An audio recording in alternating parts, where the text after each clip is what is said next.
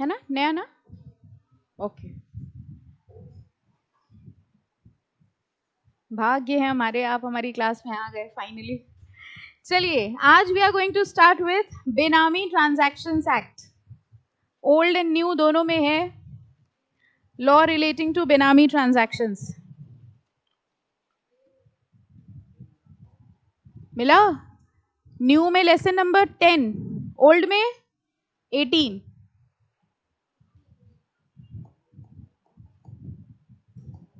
Start करें? चलिए, what do we mean by Benami? क्या बात है, वेरी गुड। देखिए, कई बार क्या होता है, हम लोग जो भी प्रॉपर्टीज लेते हैं या जो कुछ भी प्रॉपर्टीज, या रादर अगर हम लोग ये कहें, कुछ बहुत बड़े बड़े लोग आपने देखे होंगे जिनका एक काम प्रॉपर्टी का जरूर होता है। देखा है आपने? रादर जिनकी 2 नंबर की कमाई होती है। इतनी श्योरिटी से कैसे पता? ओके, तो जिनकी 2 नंबर की कमाई होती है, बड़े बड़े बिजनेसमैन होते हैं, कहीं ना कहीं उनके पास बहुत सारी प्रॉपर्टीज होती हैं। ठीक है, नाउ एक चीज ये आती है कि हम जो भी प्रॉपर्टी लेते हैं उसके लिए फंड्स कहां से आए। 1 नंबर की कमाई और 2 नंबर की कमाई में डिफरेंस समझते हैं हम लोग क्या होता है? ठीक है, 1 नंबर जो लीगल मनी है जिसपे हमने टैक्स दिया है।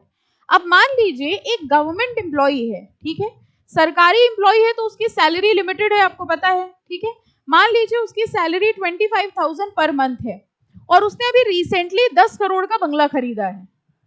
ठीक है, अगर उसके 25,000 रुपए महीने की सैलरी है और 10 करोड़ का बंगला खरीदा है, तो आपको क्या लगता है कहीं कुछ गलत हुआ? क्या दिक्कत क्या हुई? सबसे पहला क्वेश्चन ये अराइज हुआ कि वो 10 करोड़ के फंड्स कहां से आए। तो जनरली अगर कोई ऐसा पर्सन ऐसी प्रॉपर्टी खरीद रहा है तो तुरंत उसके पास गृह प्रवेश वाले दिन ही कौन प्रवेश कर जाता है? डिपार्टमेंट। ठीक है, टैक्स डिपार्टमेंट सबसे पहले आता है और ये पूछता है, भैया ये बताओ कि ये 10 करोड़ पैसे तुम्हारे पास आए कहां से? You need to tell me the source of income.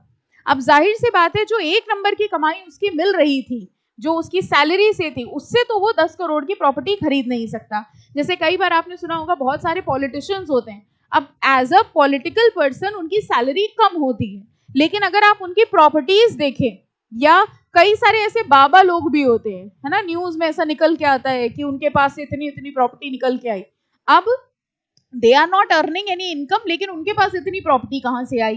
तो ये जो प्रॉपर्टी का सोर्स होता है ये पता किया जाता है। अब उस पर्सन से पूछा गया कि आप तो एक गवर्नमेंट एम्प्लॉई हैं, आपके पास तो सिर्फ 25,000 रुपए की सैलरी है, उसमें से आप इतने फंड्स कहां से इकट्ठा कर पाए?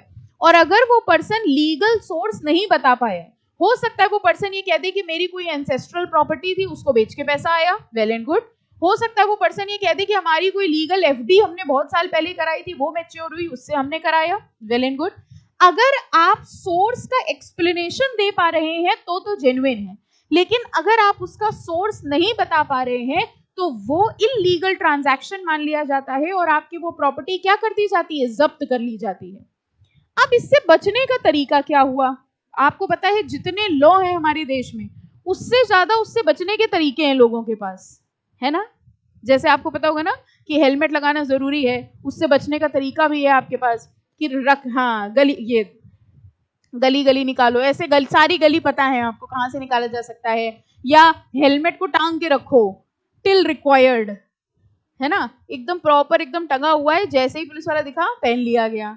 तो बिल्कुल वैसे ही जितने लॉ है हमारे देश में, उससे बचने के तरीके भी उतने ही सारे हैं। ओके, तो लोगों ने क्या किया? लोगों ने ऐसा करना शुरू किया कि हम प्रॉपर्टी तो खरीदें लेकिन अपने नाम पे ना खरीदें।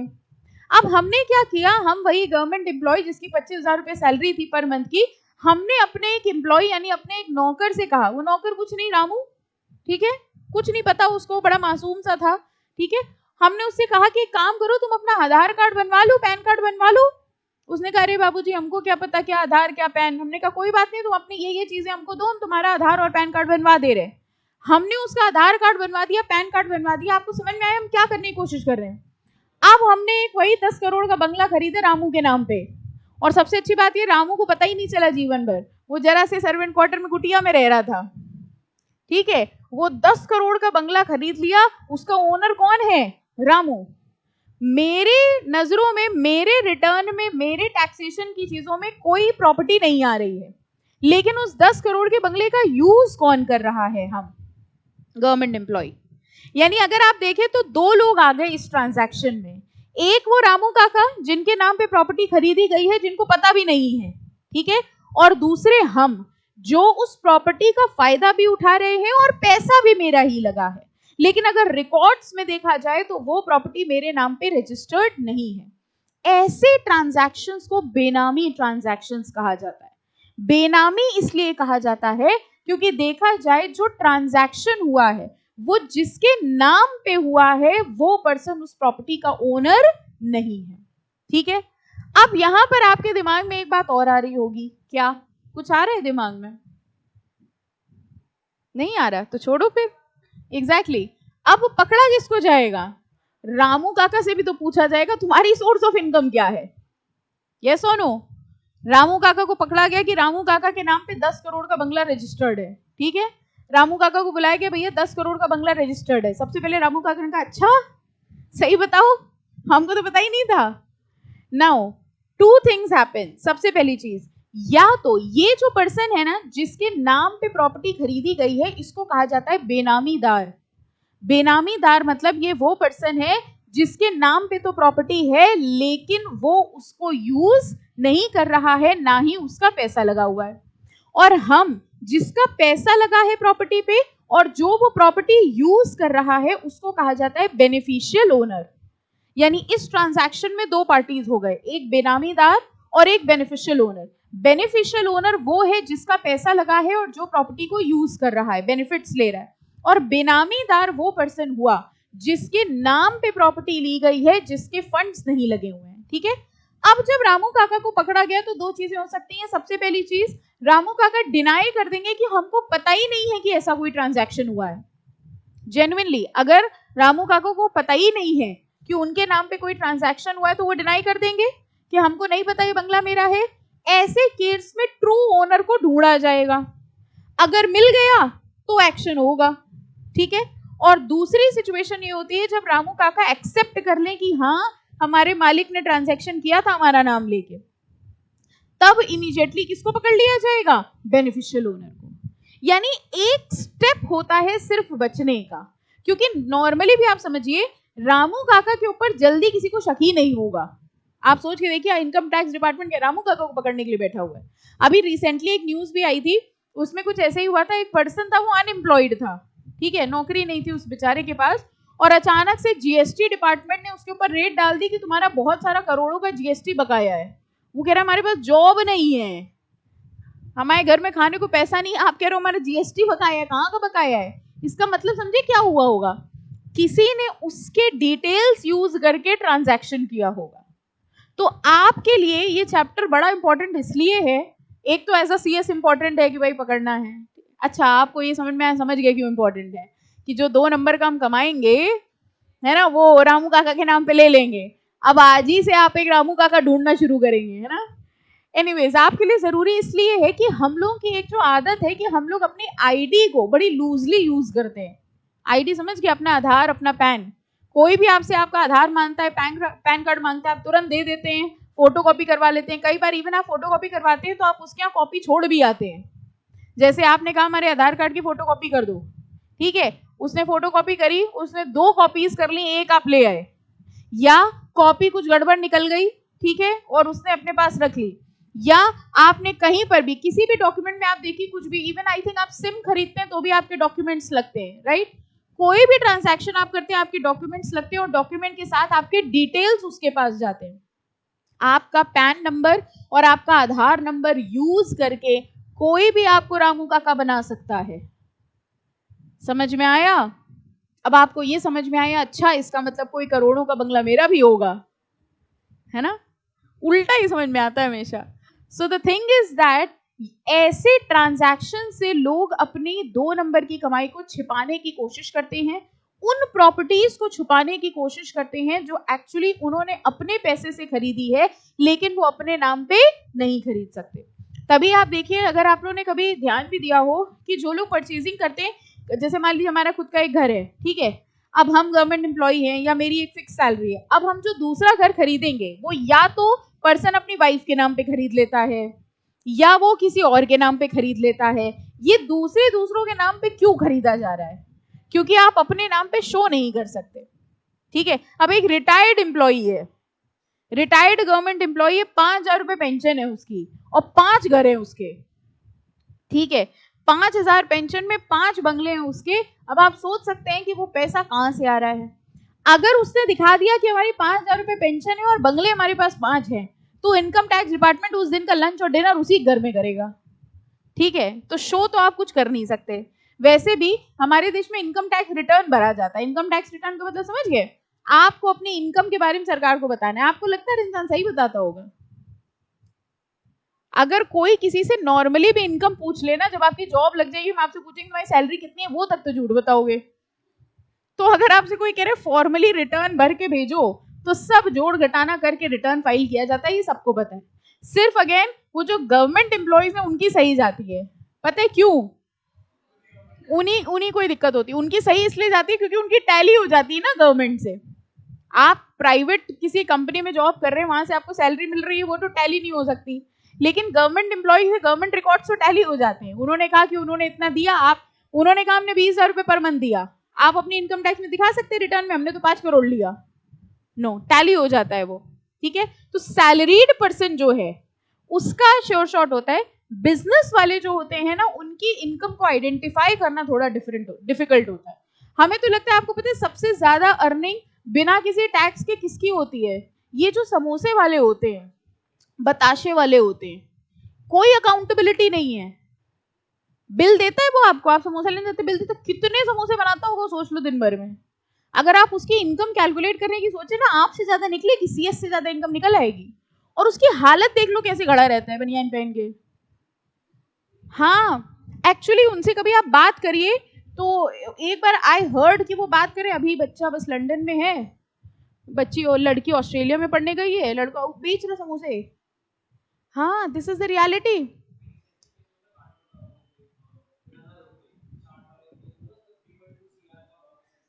बताओ 3.2 CR। बल्कि इसके पहले भी न्यूज आ चुकी है, एक भिखारी था, जानते थे? अच्छा, बोला आपने हाँ ऐसे, अरे हम लोग साथ ही तो थे, हमारे बगल में तो था। न्यूज थी, एक्चुअली न्यूज थी, एक भिखारी तो उसकी करोड़ों की प्रॉपर्टी निकली। सो अकाउंटेबिलिटी नहीं है ना वो आपको बिल दे रहा है, ना वो जीएसटी जो भर भी रहा होगा वो क्या भर रहा होगा, कैसे कैलकुलेट कर रहा होगा, कितने समोसे चले गए, ठीक है। सो ये जितनी चीजें हैं ना, ये सब अनअकाउंटेबल जाती हैं, और ये सारा का सारा पैसा अल्टीमेटली 2 नंबर में काउंट होता है। अब 2 नंबर के पैसे का करोगे क्या? या तो प्रॉपर्टी खरीदोगे या तो ज्वेलरी खरीदोगे। यही वो लोग हैं जो ज्वेलरी के शोरूम में भीड़ लगाए रहते हैं, ठीक है। और यही वो लोग हैं जिनके पास हर फ्लैट के या हर जगह पे कोई ना कोई प्रॉपर्टी होती है। अपने नाम पे खरीद नहीं सकते हैं तो दूसरों के नाम पे खरीदते हैं। जिस दूसरे के नाम पे खरीदते हैं उसके बस डिटेल्स यूज कर लेते हैं, आधार यूज कर लेते हैं, पैन कार्ड यूज कर लेते हैं। वो पर्सन जिसके नाम पे खरीदा जा रहा है वो कौन हो गया? बेनामीदार। और ये जिनका पैसा लगा हुआ है ये कौन होते हैं? Beneficial owner. इन्हीं ट्रांजैक्शंस को रोकने के लिए एक लॉ बनाया गया। हमने आपको बताया था ना, हमारी कंट्री में कुछ हो ना हो लॉ जरूर बना देते हैं, ये अपना काम कर देते हैं। आपको क्या लगता है इस एक्ट के बनने से बेनामी ट्रांजैक्शन कम हो गए होंगे? बढ़ ही रहे हैं। आज आप पढ़ रहे हो, कल को आप करोगे, है ना। अब तो एक्ट भी पता है, ठीक है। तो आज आप बेनामी ट्रांजैक्शन के बारे में पढ़ रहे हैं, कल को आप बेनामी प्रॉपर्टी खरीदते हुए घूमेंगे। हाँ अभी बोल रहे हो, है ना। कुछ नहीं करना 2 नंबर का काम, करोगे 2 नंबर का काम। अभी कैसे बोल रहे हैं ना, वो भी कैमरे पे कैसे बोल रहे हैं अभी। तो बेसिकली ये लॉ बनाया गया है बेनामी ट्रांजैक्शंस को रोकने के लिए, ठीक है। तो बड़ा सिंपल सा इजी सा चैप्टर है, इंटरेस्टिंग सा। चलिए देखिए, रेगुलेटरी फ्रेमवर्क। अच्छा, अब कभी घर पे ऐसा हो ना कि आपके पेरेंट्स ने कोई प्रॉपर्टी खरीदी किसी और के नाम पे, तो धीरे धीरे मुस्कुराते हुए बोलना हम समझ गए, ठीक है, कि ये कौन सा ट्रांजैक्शन है, बेनामी ट्रांजैक्शन। चलिए, रेगुलेटरी फ्रेमवर्क, बेनामी transactions prohibition act and depositories act. Okay, ये एक पैराग्राफ, आई थिंक 1-2 पैराग्राफ हैं, ये ओल्ड बुक में नहीं होंगे, लेकिन इंपॉर्टेंट मार्क करके लिख लेना क्योंकि ये बड़ा रीसेंट केस है, अगस्त 23, 2022 का। तो ये ओल्ड बुक में आई थिंक नहीं होगा, पढ़ लेते हैं। In case of Union of India versus Ganpati Dealcom private limited, देखिए लिखा है the honourable Supreme Court of India observed that the term Benami transaction generally implies that one purchases the property in the name of somebody else. बताओ ये line आई कि नहीं आई समझ में? कोई पर्सन प्रॉपर्टी खरीद रहा है किसी और के नाम पे, that is a name lender. Name lender, उसने क्या, रामू काका ने क्या उधार दिया है? अपना नाम दिया है सिर्फ, okay. And the purchaser does not hold beneficial interest. Purchaser कौन था? रामू काका। रामू काका का उस प्रॉपर्टी पे कोई बेनिफिशियल इंटरेस्ट नहीं था। रामू काका को जिंदगी भर पता ही नहीं चला उनके कितने करोड़ों की प्रॉपर्टी है, ठीक है। इन द प्रॉपर्टी, लिटरली बेनामी means without a name. The simplest example is if a person A, the real owner, purchases a property from B in the name of C. खरीदी किसने है? A ने। किसके नाम पे? C के नाम पे। वो C कौन होगा? बेनामीदार और ostensible owner, wherein A exercise rights or interest over the property. The term benami, which was alien to statutory law during the colonial regime and in early days, was known in legal parlance of lawyers. Even in Mohammedan law, such transactions were commonly referred to. Mohammedan law में देखो इन transactions को क्या कहा जाता था? फर्जी। Derived from Arabic word furaz. Over the passage of time, this nebulous concept appeared in cases without much clarity with respect to its basic contours. Conceptually, there are two views which arise from doctrine of benami. अब ये line बस mark कर लो। The first view is that बेनामीदार does not hold title over the property. बताइए ये line समझ में आई? बेनामीदार does not hold title over the property. बेनामीदार कौन था? रामू काका। रामू काका is not holding any title. उनकी ओनरशिप एक्चुअल में नहीं है। And the second view is that although the title passes to बेनामीदार, he holds it in trust. Holds it in trust मतलब समझे? मतलब वो उस प्रॉपर्टी को यूज नहीं कर रहे हैं, सिर्फ होल्ड करके रखे अपने नाम पे, जबकि उस प्रॉपर्टी का फायदा एक्चुअल में कौन उठा रहा है? बेनिफिशियल ओनर, ठीक है, ओके। तो सिर्फ दो पार्टीज हैं पूरे ट्रांजैक्शन में, बेनामीदार, बेनिफिशियल ओनर। पैसा किसका लगा है? बेनिफिशियल ओनर का। यूज कौन कर रहा है? Beneficial owner. सिर्फ रिकॉर्ड्स में किसका नाम चढ़ा है? बेनामीदार का, ठीक है, क्लियर। अब देखिए कह रहे हैं दो कैटेगरीज हैं ट्रांजैक्शन की, ये भी आई थिंक ओल्ड बुक में नहीं है, ठीक है। देखो दो कैटेगरीज हैं बेनामी ट्रांजैक्शंस की। फर्स्ट, एक ट्राईपार्टाइट एग्रीमेंट होता है और एक बाईपार्टाइट। ट्राईपार्टाइट गेस करो कितनी पार्टीज होंगी? 3, ठीक है। ट्राईपार्टाइट एक ऐसा एग्रीमेंट होता है जिसमें 3 पार्टीज होती हैं, ओके। जैसे एग्जाम्पल लिखा है, B sells a property to A, a real owner, but the sale deed mentions C as the owner, the बेनामीदार। यही जो रामू काका वाला ट्रांजैक्शन था, हमने प्रॉपर्टी सेल करी थी मिस्टर ए को, लेकिन वो प्रॉपर्टी खरीदी किसके नाम पे गई? रामू काका के नाम पे, यानी बेनामीदार के नाम पे। तो 3 लोग हो गए, ट्राईपार्टाइट एग्रीमेंट। बी ने प्रॉपर्टी सेल करी ए को, लेकिन वो सेल डीड बनी थी सी के नाम पे। Any doubt? दूसरा वाला देखो बाईपार्टाइट, इसमें क्या होता है? A sells the property to be without intending to pass the title to B. ये क्या हुआ? Exactly कह रहे हैं A ने प्रॉपर्टी B को बेच दी, लेकिन without intending to pass the title, ownership transfer नहीं करी, ठीक है। इसमें देखा जाए तो दो ही पार्टी हैं, लेकिन पर्पस वही हो रहा है कि पैसा किसी और का लगा है और ओनर कोई और है, ओके। तो जो कह रहे हैं, ये जो फर्स्ट वाला था इसको रियल बेनामी ट्रांजैक्शन कहते हैं, और ये जो सेकंड वाला था इसको लूजली या sham transaction, false transaction, loosely benami transaction कहते हैं। तो सिर्फ कॉन्सेप्ट की बात बताइए, ऐसे कोई इंपॉर्टेंट चीज इसमें नहीं थी, ठीक है।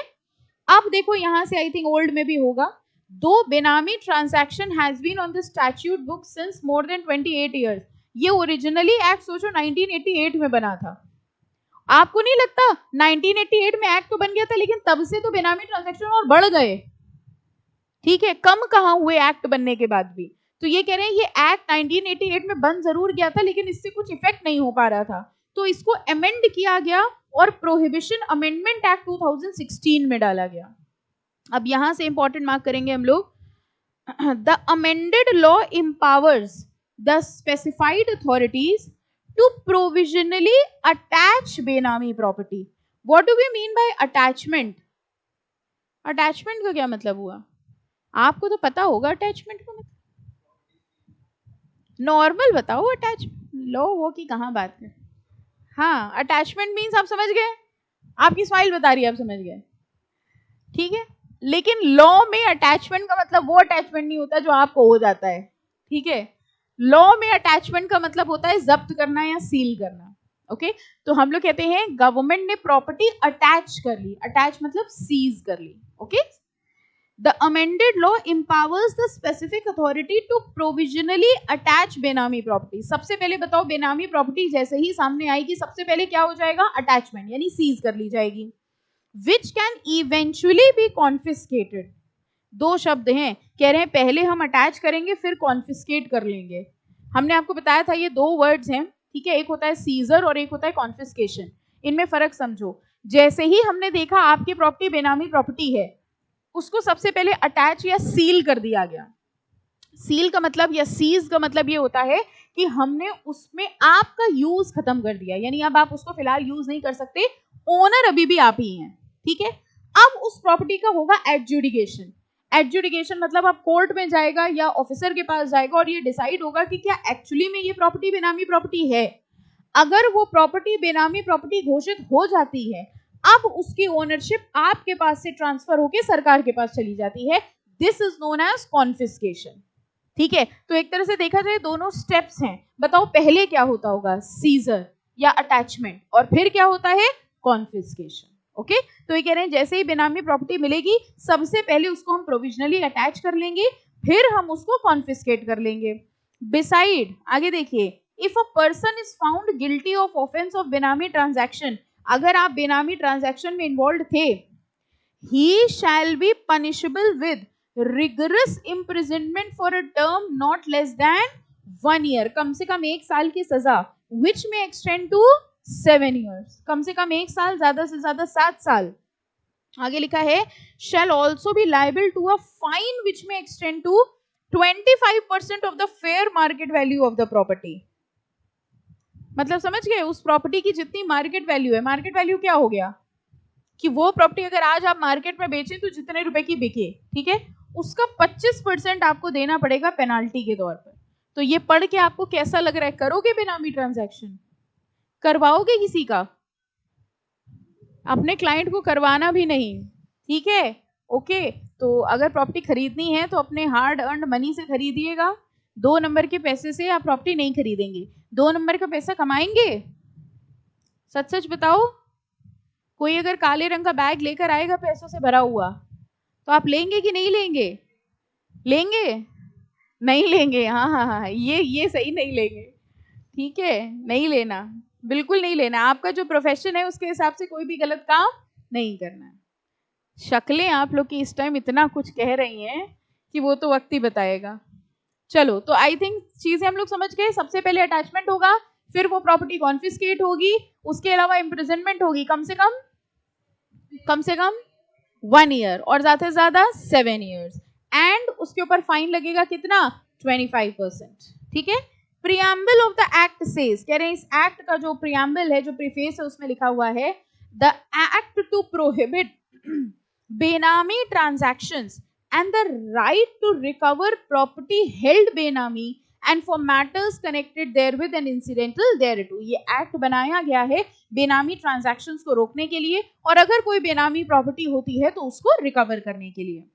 सेलिएंट फीचर्स देखते हैं इस एक्ट के। हाँ बेटा,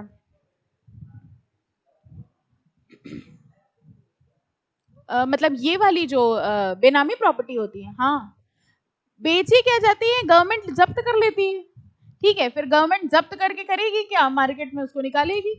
ऐसी प्रॉपर्टी जनरली थोड़ी सस्ती भी मिल जाती है, क्योंकि गवर्नमेंट ऑक्शन करके बेच देती है। अब गवर्नमेंट प्रॉफिट कमाने के लिए थोड़ी ना बैठी है कि अच्छा 2 करोड़ की थी, कम से कम 5 करोड़ की निकालेंगे। वो तो आपसे जब्त कर ली गई, जो भी पैसा आएगा वो सरकारी खजाने में चला जाएगा, ठीक है।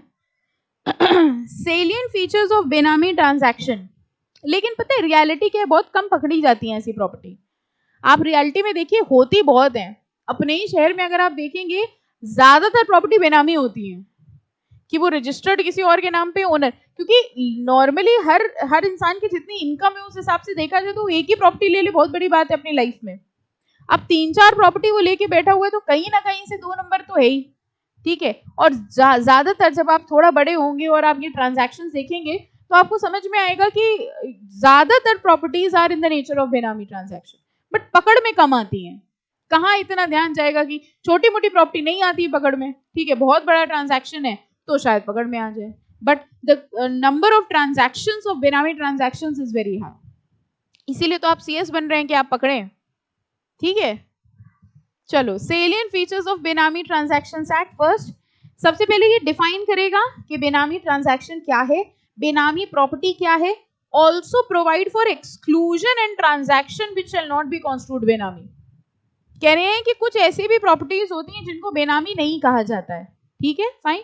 जैसे एक बात बताइए, मान लीजिए एक फादर है, उसने अपनी इनकम से, 1 नंबर की इनकम से अपनी बेटे के लिए एक प्रॉपर्टी खरीदी या बेटी के लिए एक प्रॉपर्टी खरीदी, वाइफ के लिए एक प्रॉपर्टी खरीदी, क्या ये भी बेनामी है? अब आप कहेंगे कि बेनामी तो है क्योंकि पैसा लगा है हस्बैंड का, ओनर है वाइफ, क्या ये भी बेनामी प्रॉपर्टी मानी जाएगी? ये बेनामी प्रॉपर्टी नहीं मानी जाएगी क्योंकि उसका सोर्स ऑफ इनकम नोन है, ठीक है। कह रहे हैं provided the source of income is known. अगर सरकार को इससे मतलब नहीं कि तुम प्रॉपर्टी किसके नाम पे खरीद रहे हो, तुम किसी के नाम पे भी खरीदो, उसकी इनकम जहां से आ रही है वो जेन्युइन होना चाहिए, सोर्स ऑफ इनकम पता होना चाहिए। अगर आपका सोर्स ऑफ इनकम जेन्युइन है तो तुम किसी के नाम से भी प्रॉपर्टी खरीदो, कोई दिक्कत नहीं है। तो ये कह रहे हैं कुछ ट्रांजैक्शंस ऐसे ट्रांजैक्शंस भी हैं जिनको बेनामी नहीं माना जाएगा, okay, fine. Second, it provides the consequence of entering into prohibited बेनामी transaction। कह रहे हैं अगर आप एक prohibited बेनामी transaction में एंटर करते हैं तो उसका कॉन्सिक्वेंस क्या होगा? क्या आप बता सकते हैं उसका कॉन्सिक्वेंस क्या होगा? क्या क्या होगा कॉन्सिक्वेंस? सबसे पहले तो अटैच कर ली जाएगी प्रॉपर्टी, फिर कॉन्फिस्केट कर ली जाएगी, कम से कम 1 साल, ज्यादा से ज्यादा 7 साल की सजा होगी और 25% ऑफ द मार्केट वैल्यू की पेनल्टी लग जाएगी, ठीक है। ये कॉन्सिक्वेंसेज हैं।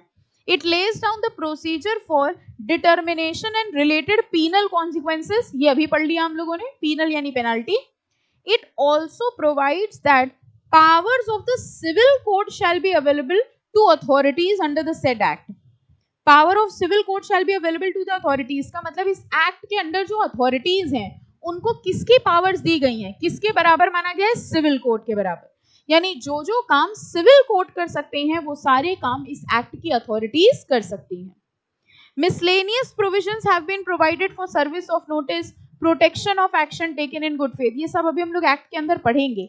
इस टॉपिक का मतलब समझते हैं, ये हर जगह आता है, सेलियंट फीचर्स, मतलब इस एक्ट के अंदर क्या क्या पढ़ेंगे, ठीक है, वो सारे पॉइंट्स इसके अंदर दिए हैं। तो आई थिंक एक बार हम लोग चैप्टर पढ़ लेंगे तो ये पॉइंट्स अपने आप कवर हो जाएंगे, ठीक है, लास्ट में एक बार टेकअप कर लेंगे। डेफिनेशंस में आ जाइए। सबसे पहली डेफिनेशन ही देखिए किस चीज की दी हुई है, अटैचमेंट। हमने आपको बताया था ये आप वाला अटैचमेंट नहीं है, ये लॉ वाला अटैचमेंट है, और लॉ में अटैचमेंट का मतलब क्या हुआ? सीज करना, जब्त करना। अटैचमेंट मींस अगर सरकार ने आपकी प्रॉपर्टी अटैच कर ली है तो आप क्या क्या नहीं कर सकते? आप उस प्रॉपर्टी को ट्रांसफर नहीं कर सकते, कन्वर्ट नहीं कर सकते, सेल नहीं कर सकते, मूव नहीं कर सकते, ये सारी चीजें नहीं कर सकते, लेकिन ओनर आप ही रहेंगे, ठीक है। सील करने का मतलब यही तो हुआ, सील करने का मतलब आप प्रॉपर्टी आप ही की रहेगी, लेकिन अब आप उसको यूज नहीं कर सकते, सेल नहीं कर सकते, कुछ नहीं कर सकते, इसका मतलब आपकी प्रॉपर्टी क्या कर ली गई है? Attach, okay. Any doubt to anyone? Chapter tough है कि इजी? सब इजी इजी, देखो सारे इजी थे, एससी सेट भी इजी था, है ना। उसके बाद कौन सा कराया? लीगल मेट्रोलॉजी, वो भी इजी था, ये भी बस ऐसे ही इजी इजी है। आ जाएंगे 100 नंबर, आ जाएंगे 100। कितने नंबर का पेपर है? कितने लाने हैं? हाँ, फिर से बोले, 100 में से 100 लाने हैं। चलो ना मेरी ना तुम्हारी 90 कर ले। अब आप कह रहे मजाक शुरू किसने किया था? जो करना है वो कर लो, आप कहो मैं 120 ला के दिखा दें, जब मजाक ही चल रहा है। चलो ठीक है, एक नॉर्मल रखते हैं, 70 का टारगेट रखें अब, ठीक है, 70 ले आएंगे, गॉड प्रॉमिस। ये नहीं निकलेगा ना, ये कल भी नहीं निकला था god promise, you have to make a target, अपनी हर किताब के ऊपर लिख लिया करो, और टारगेट ज्यादा का बनाओ, 80 का बनाओ तो 70 तक आएंगे, 70-60 तक। यू हैव टू गेट इतना मार्क्स इन दिस पेपर। जो पे बुक का फ्रंट पेज है ना, उस फ्रंट पेज में लिख लो 80 मार्क्स, ताकि जितनी बार किताब खोलें उतनी बार आप देखें। और एक काम तो जरूरी कर लेना, अपनी किताब के हर पहले पन्ने पे अपना नाम लिखते हैं, लिखते हैं नाम, हाँ यही करना है, CS के साथ लिखिए। समझ में आया? यानी किताब में जो आप अपना नाम लिखेंगे वो CS के साथ लिखिएगा, इवन हर पन्ने पे लिख लो। अब ये मत करना पढ़ाई लिखाई छोड़ के हर पन्ने पे नाम ही लिखने लग गए। CS करके अपना नाम लिखिए, so that every time you are opening a book you see your name. अपने फोन के वॉलपेपर पर कुछ ऐसा सिस्टम होता है, पता नहीं आप लोगों को फोन की ज्यादा जानकारी, उसमें अपना नाम लिखो बड़ा बड़ा CS and your name, so that every time you see it you feel कि हमें CS करना है। अब ये ना हो जाए कि आपको लगे बन तो गए हैं, अब क्या पढ़ाई लिखाई छोड़ो, और कहीं मत लिखना बस, नहीं नहीं, और कहीं नहीं लिखना। पता चला आपने इंस्टाग्राम में और फेसबुक में सब CS, ये जुर्म है, जब तक आप बन ना जाए तब तक आप CS यूज नहीं कर सकते। अपनी किताब में यूज कर लो, फोन में यूज कर लो, ठीक है। लिख जरूर लीजिएगा, हर सब्जेक्ट को टारगेट बना के करिए कि I have to get 80 marks. और उसका सिर्फ एक तरीका है, थ्योरी में नंबर लाने का एक तरीका है, क्या? नोट्स। नोट्स अगर नहीं बना रहे हैं आप याद ही नहीं कर पाओगे। अभी पढ़ने में सब कुछ इजी लगता है दुनिया में, एग्जैक्टली जब तक आप पढ़ा रही हैं, आप बोल रही हैं, तब तक बहुत मजा आ रही है ना? अकेले होते तो मजा नहीं आती है, अकेले पढ़ने में उलझन हो जाती है, घबराहट होती है, किताब बंद कर देते हैं। The only thing is make notes. अभी प्रेशर कम है, अभी नोट्स बन सकते हैं, और यही नोट्स आपके लास्ट में काम आएंगे। लास्ट में प्रेशर ज्यादा हो जाएगा, ठीक है। अभी हमने बड़े चैप्टर टेकअप करे ही नहीं है, अभी हम छोटे छोटे चैप्टर टेकअप कर रहे हैं, और आपको फील आने लग गया है बस यही सब्जेक्ट है। नहीं, ऐसे ही है, टफ नहीं है, बहुत इजी है। इस सब्जेक्ट में बहुत आसानी से यू कैन स्कोर 70, बहुत आराम से 70। और अगर एक पेपर में भी 70 या 80 नंबर आ जाते हैं तो पता है अच्छी चीज क्या होती है, वो एग्रीगेट वाली प्रॉब्लम नहीं फंसती है। एग्रीगेट भी तो लाने हैं ना, ठीक है। तो इस सब्जेक्ट में अगर हम मॉड्यूल 2 की बात करते हैं, ओल्ड सिलेबस में ये पेपर EBCL ये बनाई है 70 नंबर लाने के लिए, क्योंकि कैपिटल मार्केट में अनएक्सपेक्टेड पेपर आ सकता है, ठीक है। और प्रैक्टिकल सब्जेक्ट में तो आपको कुछ ज्यादा ही घबराहट है, ठीक है। और अगर हम न्यू सिलेबस की बात करें तो न्यू सिलेबस तो है ही बहुत अच्छा, टैक्स है, कैपिटल मार्केट है, और ये है, बस 3 अकेले सब्जेक्ट।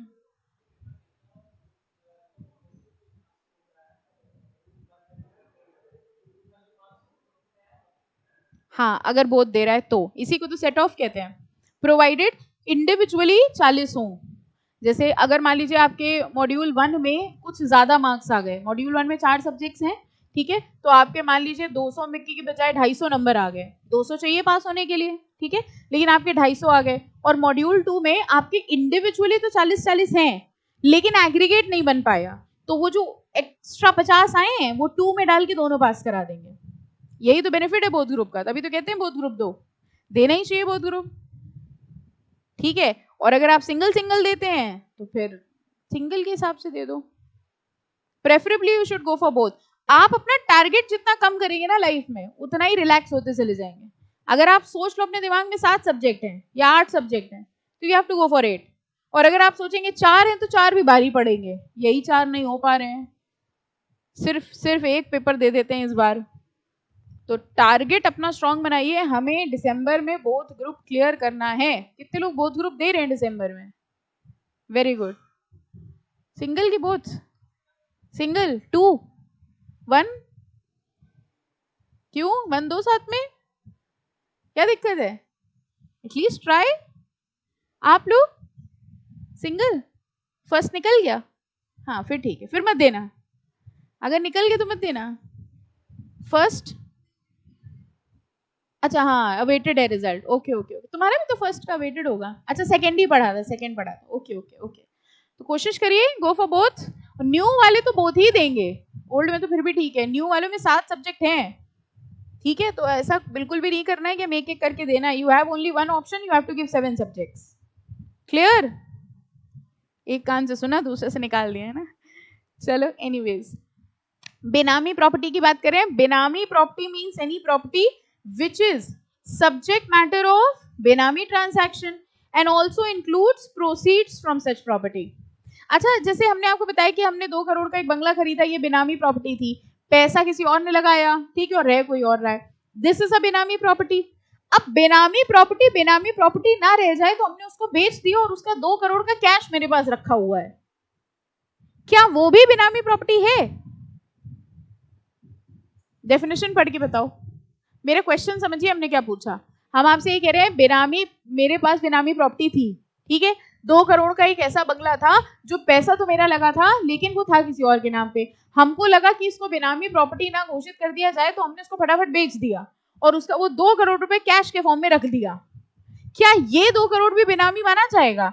यस। ये कैसे पता लगाया आपने? क्योंकि आपने बेनामी प्रॉपर्टी की डेफिनेशन पढ़ी और बेनामी प्रॉपर्टी की डेफिनेशन में क्या लिखा था? एग्जैक्टली पहली लाइन में तो लिखा था सब्जेक्ट मैटर ऑफ बेनामी transaction and also includes proceeds from such property. तो अगर आपने उस प्रॉपर्टी को बेच के अमाउंट भी इकट्ठा करके रखा है तो वो पैसा भी बेनामी ही माना जाएगा, ठीक है? Any doubt? चलो तीसरा वेरी इंपॉर्टेंट डेफिनेशन मार्क कर लीजिए, benami transaction. As per section 2(9) of बेनामी ट्रांजैक्शन मींस अ ट्रांजैक्शन और अरेंजमेंट, अपने आप समझ में आएगी definition, where a property is transferred to or is held by a person and the consideration for such property has been paid by another person। बताइए, हाँ बताइए क्या मतलब हुआ इसका? Property is held by one person and consideration of the property is given by another person, यही है बेनामी ट्रांजैक्शन। कंसिडरेशन कोई और दे रहा था जबकि प्रॉपर्टी होल्ड कोई और कर रहा है। The property is held for immediate or future benefit, direct or indirect, of the person who has provided consideration। बताइए ये क्या लिखा है? Property is held for the benefit of that person who has provided consideration। Consideration किसने दिया था? Owner ने, ठीक है, जिसने पैसा लगाया है, और वो प्रॉपर्टी एक्चुअली किसके बेनिफिट के लिए यूज होगी? उसी पर्सन के लिए, और इसीलिए उसका नाम क्या होता है? बेनिफिशियल ओनर, ठीक है? फाइन, वेरी इंपॉर्टेंट मार्क करिए, except when the property is held by. क्या आप हमको बता सकते हो ये जो नीचे पॉइंट्स दिए गए हैं 1 2 3 4, इनको बेनामी माना जाएगा कि नहीं माना जाएगा? कैसे पता नहीं माना जाएगा? क्योंकि लिखा है लॉ में except when the property is held by, यानी ये जो 4 ट्रांजैक्शंस हैं इसमें वो बेनामी ट्रांजैक्शन नहीं होगा। Have you ever heard about HUF apart from Hindu undivided family? इसके अलावा कुछ और बताओ HUF के बारे में। एक और बात पता होगी आपको कि इसका जो हेड होता है वो करता होता है, इसके अलावा कुछ और बताओ। ओके, HUF में एक फैमिली बिजनेस है, ठीक है, उसका एक हेड है, वो हेड कौन है? करता, ठीक है, और उसके मेंबर्स हैं। अगर वो HUF कोई प्रॉपर्टी खरीदता है तो बताओ वो पैसा किसका है? करता का नहीं, फैमिली बिजनेस का, ठीक है, HUF का। लेकिन वो प्रॉपर्टी किसके नाम पे खरीदी गई है? कर्ता के नाम पे। HUF के कोई सेपरेट एंटिटी थोड़ी ना होती है कि HUF अपने नाम पे खरीदेगा। HUF में जितनी भी प्रॉपर्टी खरीदी जा रही है वो कौन अपने नाम पे खरीदता है? कर्ता।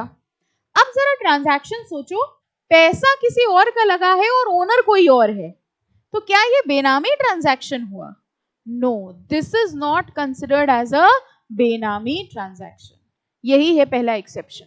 कह रहे हैं अ कर्ता और a member of Hindu undivided family as the case may be and the property is held for his benefit or benefit of other family member। पैसा किसका लगा है? पैसा लगा है फैमिली बिजनेस का। बेनिफिट किसका होगा उस प्रॉपर्टी से? फैमिली बिजनेस यानी मेंबर्स का। लेकिन किसके नाम पे ली गई है? कर्ता के नाम पे ली गई है। भले ही पर्सन अलग है लेकिन फिर भी इसको हम लोग बेनामी ट्रांजैक्शन नहीं कहेंगे, ठीक है? Consideration of such property has been provided out of the known sources of HUF। Clear है first, ठीक है? Second, a person standing in a fiduciary capacity of benefit of another person। fiduciary मतलब समझते हो? मतलब ट्रस्ट की relationship. Trust का transaction समझते हैं आप? ट्रस्ट क्या होता है? ट्रस्ट, ट्रस्टी सुना है कभी? ट्रस्ट का मतलब बेसिकली ये होता है कि कोई पर्सन है जो दूसरे के बिहाफ पे एक्ट कर रहा है, ठीक है। जैसे आपने देखा होगा अगर कोई माइनर होता है तो माइनर के बिहाफ पे भी कोई दूसरा पर्सन, जब तक वो मेजर नहीं हो जाता है तब तक उसका जो डिसीजंस है या उसके बिहाफ पे जो काम है वो कोई दूसरा पर्सन करता है, ओके।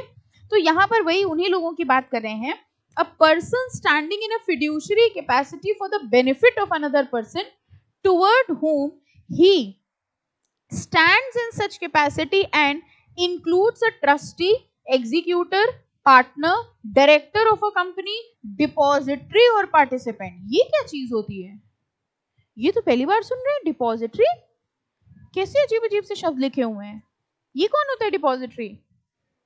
एक बात बताओ, शेयर ले रहा है डिपॉजिटरी, लेकिन पैसा किसका लगा था? बेनिफिशियल ओनर का। अगर आपको डिपॉजिटरी सिस्टम याद हो, कभी पढ़ा है ये चैप्टर? याद आया ना? शेयर, हाँ बिल्कुल, ये सही बोला। कल टेस्ट है तो याद तो होना बनता है। पता है ना सबको कल टेस्ट है? हाँ, तो देंगे कि नहीं देंगे? अच्छा, तो उस हिसाब से कल आपके 2 टेस्ट हुए, SBEC ऑल्सो एंड बस 2 ही हैं? अच्छा, ठीक ठीक, ओके। तो बेसिकली हम आपको बता रहे थे, अगर आप डिपॉजिटरी सिस्टम को सोचो तो शेयर अपने नाम पे कौन ले रहा था? डिपॉजिटरी, लेकिन पैसा किसका लगा है? बेनिफिशियल ओनर का। बेनिफिट्स कौन ले रहा है? बेनिफिशियल ओनर ले रहा है। तो क्या ये बेनामी ट्रांजैक्शन हुआ? नो। इसी तरह अगर हम एक कंपनी की बात करें तो कंपनी के सारे डिसीजंस कौन लेता है? उसके डायरेक्टर्स, ठीक है। अब डायरेक्टर ट्रांजैक्शन कर रहा है, पैसा कंपनी का लगा हुआ है, तो क्या वो भी बेनामी ट्रांजैक्शन है? नो। ये सारे ट्रांजैक्शंस भी बेनामी ट्रांजैक्शन नहीं माने जाएंगे, ठीक है। हो गया सेकेंड। थर्ड आए। थर्ड में कह रहे हैं any person being an individual, जरा देखिए ये point, any person being an individual in the name of his spouse or in the name of any child of such individual. बताइए, पर्सन किसके नाम पे प्रॉपर्टी खरीद रहा है? या तो अपने स्पाउस के नाम पे खरीद रहा है या अपने बच्चे के नाम पे खरीद रहा है, लेकिन the consideration for such property has been provided out of known sources. मेरी इनकम थी, लीगल इनकम थी, 1 नंबर की इनकम थी, उस 1 नंबर की इनकम से हमने एक घर खरीदा। हाँ, वो बात अलग है हमने अपने बच्चे के नाम पे खरीद लिया। क्या ये बेनामी ट्रांजैक्शन है? नो। सरकार को इस बात से दिक्कत नहीं है कि किसी और के नाम पे प्रॉपर्टी खरीद रहे हो, सरकार को इस बात से दिक्कत है किस पैसे से खरीद रहे हो। नॉन सोर्सेज से खरीद रहे हो तो किसी के नाम से खरीदो, हमको कोई दिक्कत नहीं है। अननोन सोर्सेज से खरीद रहे हो तो वो ट्रांजैक्शन बेनामी ट्रांजैक्शन घोषित कर दिया जाएगा। और अगर बेनामी ट्रांजैक्शन हो गया तो क्या क्या होगा? सबसे पहले अटैच कर दी जाएगी, फिर कॉन्फिस्केट हो जाएगी, फिर इम्प्रिजनमेंट होगी। कितने की? Minimum 1 year, maximum 7 year. Penalty भी लगेगी, कितनी? 25% ऑफ द मार्केट वैल्यू, ठीक है, फाइन। फोर्थ पॉइंट जरा अपने आप से पढ़ के बताओ, किसके नाम पे प्रॉपर्टी खरीद रहे हैं?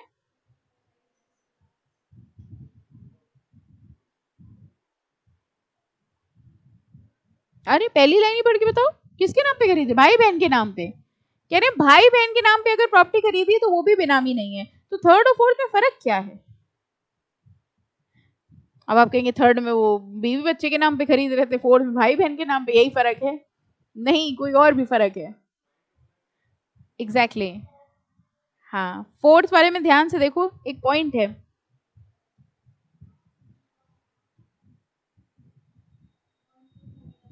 कह रहे हैं अगर आप अपने भाई बहन के नाम पे प्रॉपर्टी खरीद रहे हैं then you have to be a joint owner in that property. मतलब समझे, आपने अपने भाई के नाम पे प्रॉपर्टी खरीदी है, पैसा आपने खुद लगाया है, तो उस प्रॉपर्टी में आप भी ओनर होने चाहिए। और स्पाउस वाले में क्या था? जॉइंट ओनर होने की जरूरत नहीं थी। डिफरेंस समझ में आया? यानी अगर आप अपने स्पाउस या अपने बच्चे के नाम पे खरीद रहे हैं तो कंप्लीटली उनके नाम पे आप प्रॉपर्टी खरीद सकते हैं, पैसा आपका लगा है, नाम उनका है। लेकिन उसके अलावा अगर आप अपने भाई या बहन या उनके बच्चों के नाम पे प्रॉपर्टी खरीद रहे हैं तो हो सकता है पैसा आपका लगा है, नाम उनका है, लेकिन you also have to be one of the owners of that property. Jointly खरीद रहे हैं तो अलाउड है, लेकिन सिर्फ उनके नाम पे प्रॉपर्टी नहीं खरीदी जाती। केस स्टडी बेस्ड क्वेश्चन आएगा, कर लेंगे? वैसे तो इस चैप्टर से बहुत इजी क्वेश्चन आते हैं, इतना डिटेल में नहीं आता। बेनामी ट्रांजैक्शन बहुत पुराना एक्ट नहीं है आपके कोर्स के हिसाब से, एक्ट तो पुराना है, आपकी सिलेबस में भी 1-2 साल पहले ही आया है, इवन ओल्ड सिलेबस में भी 1-2 साल पहले ही आया है। ये दो चैप्टर है, बेनामी और रेरा रियल एस्टेट, तो ये 2-3 साल पहले ही ऐड हुआ है। नए चैप्टर की अच्छी बात क्या होती है पता है, क्वेश्चन इजी आता है, क्योंकि इंस्टीट्यूट के पास पूछने के लिए बहुत कुछ होता है। जो पुराने चैप्टर होते हैं उसमें इंस्टीट्यूट इतना सब कुछ पूछ चुका होता है कि फिर उसको लगता है हम क्या पूछें, तो फिर वो ऐसी अजीब चीज पूछता रहता है कि कोई भी एक लाइन देके कमेंट पूछ लिया। आप खुद सोच के देखिए ना, अब जैसे ये चैप्टर है नया नया आया तो उसमें पूछने के लिए कितना कुछ है, बेनामी ट्रांजैक्शन की डेफिनेशन, बेनामी की डेफिनेशन, सेलिएंट फीचर्स, तो इजी इजी चीजें पूछी जा रही हैं अभी इस चैप्टर से, ठीक है। तो इसलिए लेकिन अगर केस स्टडी बेस्ड क्वेश्चन बनता है तो आई थिंक कर लेंगे। अगर स्पाउस या बच्चे के नाम पर है तो अकेले उनके नाम पे हो सकती है, लेकिन अगर brother sister linear ascendant descendant है तो you have to be a joint owner and the property is to be out of the known sources. ठीक है, फाइन।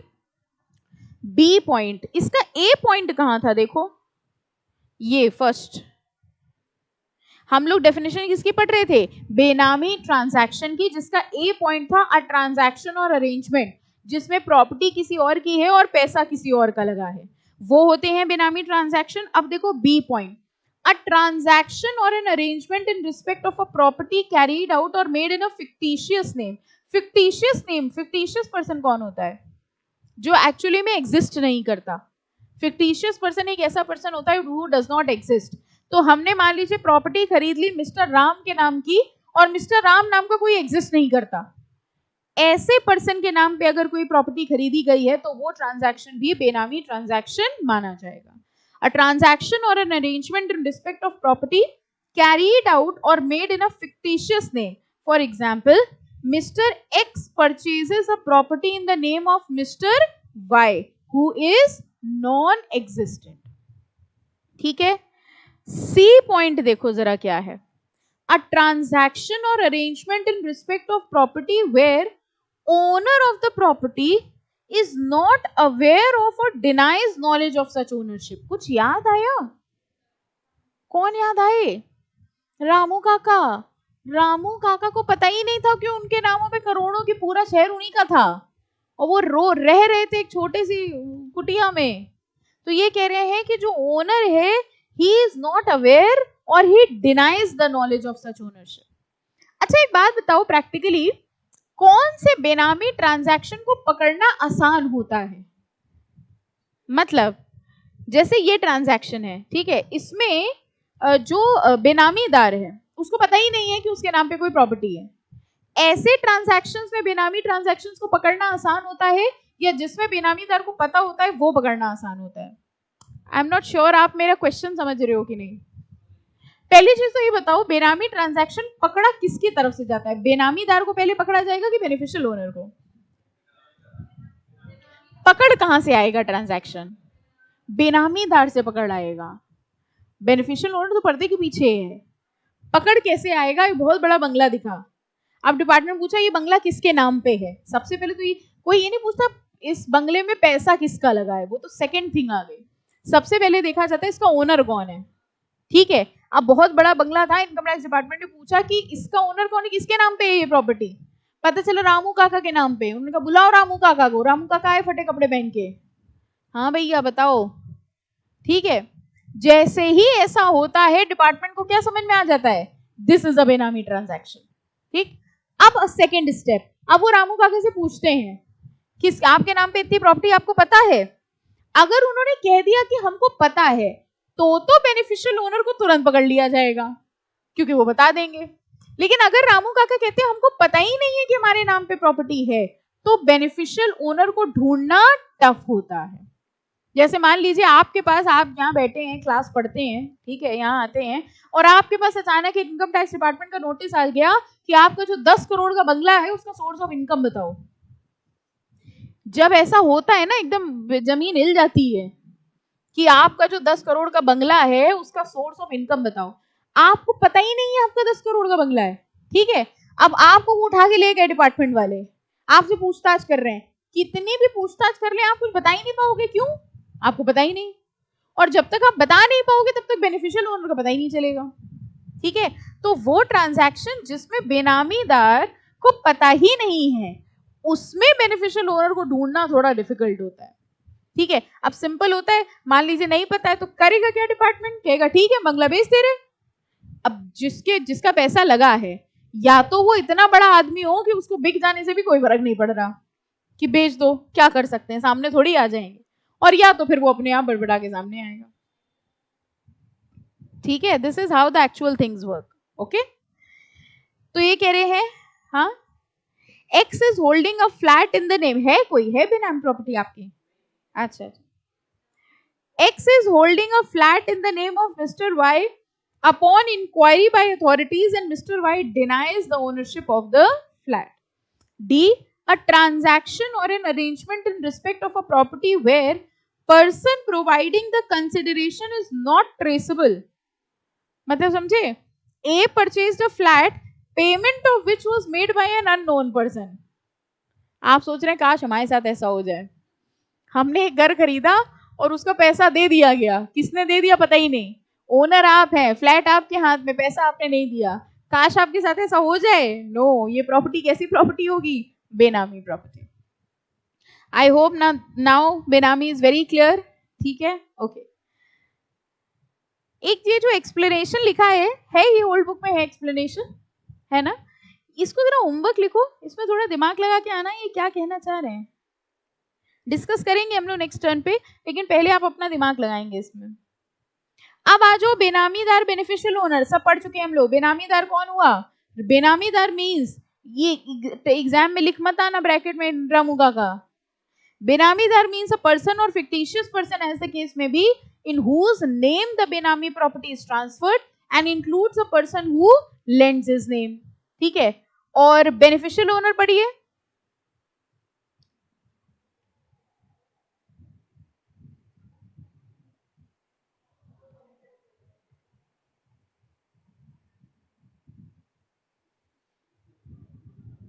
ठीक है, fine. Beneficial owner means a person who, whether his identity is known or not, for whose benefit the benami property is held by Benamidar. Fair market value, इसका use कहाँ आया था? Penalty में। ठीक है, क्या चीज थी, क्यों, कहाँ यूज किया? 25% of fair market value. Fair market value in relation to a property means the price that the property would ordinarily fetch on sale in the open market. यानी अगर आज ओपन मार्केट में वो प्रॉपर्टी बेचें तो कितना का अमाउंट, कितने की पेनाल्टी लगेगी, सॉरी कितने का प्राइस रिकवर होगा। Where the price referred to in sub clause 1 is not ascertainable, such price as may be determined in accordance with such manner as may be prescribed। तो ये कह रहे हैं आज अगर हम प्रॉपर्टी को मार्केट में बेचते हैं तो कितना अमाउंट मिलेगा, that is what is fair market value. और अगर प्राइस ऐसे एसेटेनेबल नहीं हो पा रहा है तो इस एक्ट के हिसाब से जो तरीका बताया गया होगा उस तरीके से हम लोग उस प्रॉपर्टी की वैल्यूएशन निकाल लेंगे, that will be considered as a fair market value. Firm का मतलब पार्टनरशिप फर्म। ठीक है, firm shall have the same meaning as assigned to it under Indian Partnership Act। firm हम लोग किसको बोलते हैं जनरली? पार्टनरशिप फर्म को। ठीक है, पार्टनर की डेफिनेशन अब देखिए, होमवर्क मार्क करिए, पार्टनर पढ़ लेंगे। पढ़ा है कभी पार्टनरशिप एक्ट आपने? माइनर बन सकता है पार्टनर? पार्टनरशिप एक्ट कभी पढ़ा है? कहाँ पढ़ा होगा आपने? ईटी में था नहीं, 11-12 आपने कभी पढ़ा नहीं? 11-12 पढ़ा है स्कूल में? स्कूल जाते थे कभी? हाँ, आप लोग का स्कूल वो तो नहीं था अटेंडेंस वाला था कि वो कोविड टाइम वाला था? 11th वाला था, हाँ वही तो पार्टनरशिप उसमें पढ़ी होगी अकाउंट्स में या, चलो एनीवेज, माइनर जो है वो पार्टनर बन सकता है। यहां सिर्फ पढ़ोगे, यहां सब पढ़ोगे, माइनर के ऊपर लाइबिलिटी आ सकती है? नहीं आ सकती है? नहीं, जब छोटा है तब की बताओ, अभी बड़ा होगा तब देखा जाएगा। जब माइनर छोटा है उसके ऊपर लाइबिलिटी आ सकती है। अच्छा बताओ, माइनर कभी इंसॉल्वेंट हो सकता है कि एक छोटा सा माइनर दिवालिया हो गया? जब लाइबिलिटी ही नहीं है तो वो इंसॉल्वेंट कहां से हो जाएगा? Minor can be admitted only into the benefits of partnership, यानी पार्टनरशिप के प्रॉफिट्स उसको सिर्फ मिलेंगे, लॉसेस उसको बियर नहीं करने पड़ेंगे। पढ़ लेंगे डेफिनेशन पार्टनर की। पार्टनरशिप है, उसके बाद पर्सन है, पर्सन की डेफिनेशन हाँ हाँ करोगे और लिख नहीं पाओगे पक्का। हमने आपको बताया हर एक्ट में डेफिनेशन होती है और हर एक्ट में अलग होती है। नॉर्मली सब में यही पॉइंट्स होते हैं, individual, HUF, company, firm, association. Property means assets of any kind, whether movable, immovable, tangible, intangible, corporeal, incorporeal, मतलब कॉर्पोरेटेड या incorporated, and includes any right or interest or legal documents or interest evidencing title or interest in the property where property is capable of conversion। Basically ये समझो, चाहे movable हो, immovable हो, या tangible हो, intangible हो, incorporated हो या अनइनकॉर्पोरेटेड हो, उन सबको क्या माना जाएगा? प्रॉपर्टी। और लास्ट में एक छोटी सी डेफिनेशन है ट्रांसफर की। एक क्वेश्चन बस यहाँ तक स्टॉप कर रहे हैं, आगे नेक्स्ट लेक्चर में करेंगे। एक क्वेश्चन हम आपसे पूछना चाह रहे हैं, ये बताइए, ऑनलाइन में भी ये क्वेश्चन आया है तो हम आपसे पहले पूछते हैं, ये बताइए जो बेनामीदार होता है क्या उसको भी सजा होती होगी? माय क्वेश्चन इज दैट क्या बेनामीदार को भी कोई पेनाल्टी या इम्प्रिजनमेंट होगी? बेनिफिशियल ओनर तो है गुनहगार, बेनामीदार को सजा होगी कि नहीं होगी? अगर आप कह रहे हैं कि हाँ सजा होगी, तो वो मासूम से रामू काका को सोचो, ठीक है, टू बी कंटिन्यूड, ठीक है, इसको देख के सोच के आना फिर बताना। ओके, चलिए नेक्स्ट लेक्चर में विल कंटिन्यू।